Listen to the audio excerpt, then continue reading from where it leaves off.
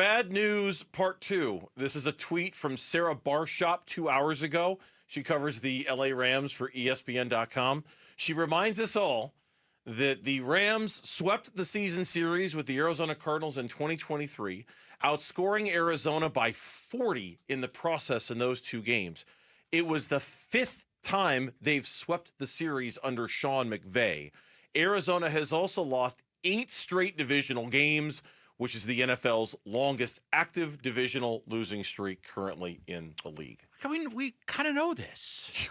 Yeah, we know that the Rams have dominated them and they swept them, and it's been a while. Like, we know. When you see it in numerical form, you go, okay, like, it's been bad. It's been really, and that's where you look towards what happened this weekend with the Lions. You look towards the injury for the Rams, and you wonder, can this be the weekend it all starts to flip, at least a little bit for the Cardinals? If it's not, so then the Rams are kind of holding the door open for you a little bit. If it's not, then it'll never flip. Ever? I don't know. Like it's lined up good for the Cardinals. Aaron Donald's retired. Their offensive line is in shambles. One of their 2 best receivers is out. With that being said, they had the Lions on the brink of beating the Lions. Lions had to go to overtime and get a David Montgomery touchdown to beat them last week. So I don't know, but I would think that it bodes well for the Cardinals. What's working? What needs help? Stock down. This was part of a story previewing the game. Early previews, mind you, there's a lot that can change. And, when we get further clarification on the Rams' injury status, we know Puka Nacua is out. We know a couple of their offensive, Steve Avila, is going to be out for that game as well. And they're kind of shuffling some guys around. Through week 1, what's working? Was it somehow, some way the offense continued to stay productive in that game despite the losses that they had? And it was largely centered around Matthew Stafford and the work that he did. And Cooper Kupp. Matthew Stafford to Cooper Kupp. 14 he had catches. Career high tying 14 receptions. Now, a couple other guys made some big catches. Colby Parkinson, Tyler Johnson. They didn't run the ball very well. I'd like to see what their average was per carry, but I don't think they ran it where Kyron Williams had 50 yards rushing. You got to commit somewhat to rushing the football, but that was a problem with that offensive line, their ability to run. 3.6. That's what it was? That's what it was. For the game or for him?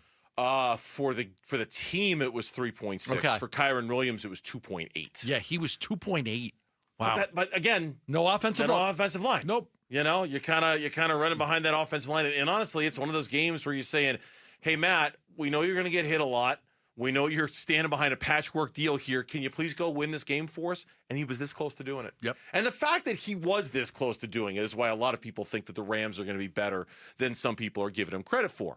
What needs help? Obviously, the offensive line needs help. They're pulling guys off of practice squads. They're bringing guys in from other organizations.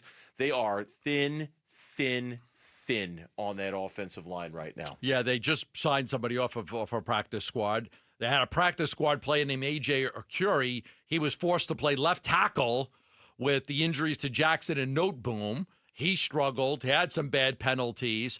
So if you're the Arizona Cardinals, you're looking at that offensive line and you're saying, okay, can we get pressure with our front 4? Can we get pressure against them, consistent pressure against that offensive line? If that offensive line, can we draw some big penalties against that offensive line? Hey, every time you can get a holding penalty or a false start penalty or anything like that, it's going to bode well for you. Dan Orlovski on NFL Live today. Matthew Stafford was hit on Sunday night just about as much as he's been hit as a Los Angeles Ram, and that was with mostly their starting group.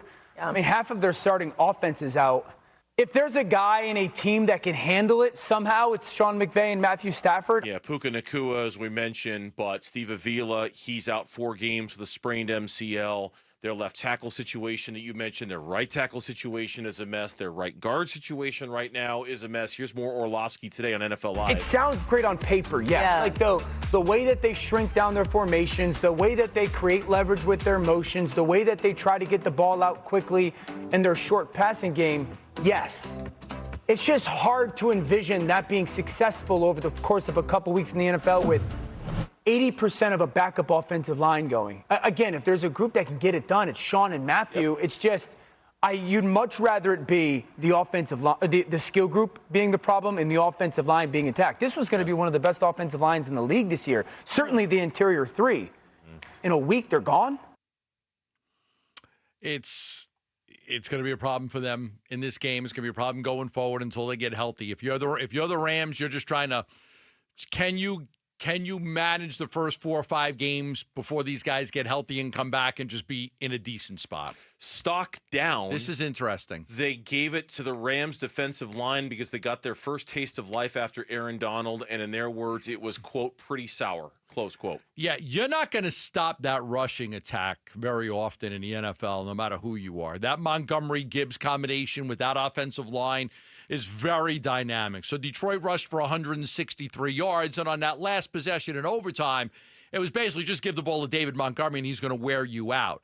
So only 3 tackles for a loss.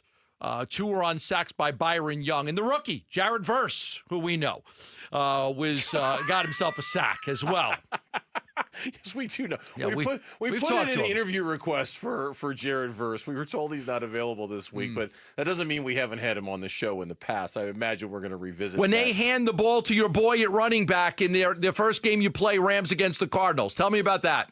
I'm taking the paint off his helmet. You're going to take the paint off his helmet. I'm taking the paint off this man's helmet. I couldn't hit him in practice. He going to get this in game. He ain't going to hit me. Our conversation with Trey Benson And while he was Jarvis. in the room with his Florida State. You got one more for me, Mitch? One more just for kicks and giggles? You're going to send him to the tent. They're going to have to check him after you hit him. They going to have to. When I hit this man, he going to need a new helmet. He going to need new shoulder pads, a new rib cage. I'm going to break him. That is the Rams' Jared Verse, who had a sack in his first game, talking about what he's going to do to Trey Benson the first time they play against each other. The question And that's is, coming up on Sunday. will Trey Benson be on the field enough to have Jared Verse? Trey do all Benson these was things like, to him? he got to catch me first. Yeah, well, okay. He can't catch me. To Trey Benson, I would say you got to be on the field first for him to try to catch you because you played 8 snaps in the game. We'll see. I don't know how much more attention he's going to get, how many more snaps he's going to get, but you got to be on the field for this to be a real thing. Thanks for watching Burns and Gambo. Click to see more from the guys and hit the button in the middle to subscribe so you never miss a video from Arizona sports.